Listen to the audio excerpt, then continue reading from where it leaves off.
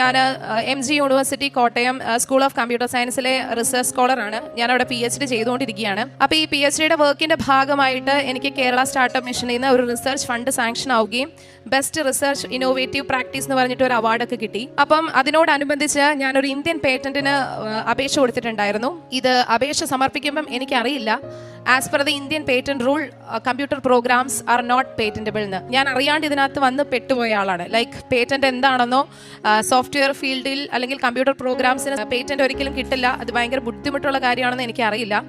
But unfortunate ആയിട്ട് ഞാൻ patent file ചെയ്തു. ഈ ഒരു പ്രോസസ്സ് സ്റ്റാർട്ട് ചെയ്ത് ഇതിൻ്റെ പല ഹിയറിങ്ങും ഡോക്യുമെന്റേഷനും ഒക്കെ കഴിഞ്ഞപ്പോൾ എനിക്ക് മനസ്സിലായി, ഇന്ത്യയിൽ ആകെപ്പാടെ 4 ടോപ്പ് മോസ്റ്റ് കമ്പനീസിന് മാത്രമേ സോഫ്റ്റ്വെയറിൽ കംപ്ലീറ്റ്ലി സോഫ്റ്റ്വെയർ അല്ലെങ്കിൽ കമ്പ്യൂട്ടർ പ്രോഗ്രാം ബേസ്ഡ് പേറ്റന്റ്സ് കിട്ടിയിട്ടുള്ളൂ.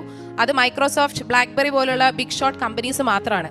ഇത് നേരത്തെ അറിഞ്ഞായിരുന്നെങ്കിൽ ഒരിക്കലും ഞാൻ ഈ സംഭവം സ്റ്റാർട്ട് ചെയ്യത്തേയില്ല. അപ്പോൾ എൻ്റെ ഭൗതികമായ കാര്യങ്ങൾ ഞാൻ എഴുതിയ കൂട്ടത്തിൽ ഞാൻ എൻ്റെ പേറ്റന്റിൻ്റെ എല്ലാം സമർപ്പിച്ച് ഞാൻ മാതാവിൻ്റെ അടുത്ത് അപേക്ഷ വെച്ചു.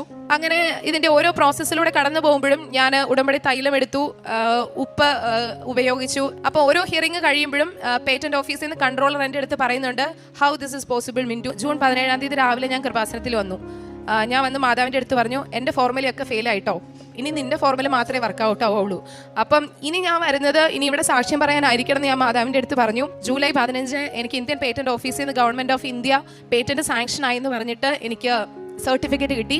അതായത് ഇന്ത്യയിൽ 5ാമത്തെ കംപ്ലീറ്റ്ലി സോഫ്റ്റ്വെയർ ഡിപ്പെൻഡന്റ് പേറ്റന്റ് ആണ്. MG യൂണിവേഴ്സിറ്റിയുടെ ചരിത്രത്തിൽ സ്കൂൾ ഓഫ് കമ്പ്യൂട്ടർ സയൻസിൽ നിന്ന് കമ്പ്യൂട്ടർ സയൻസിൽ കിട്ടുന്ന ഏറ്റവും ആദ്യത്തെ പേറ്റന്റ് ആണ്.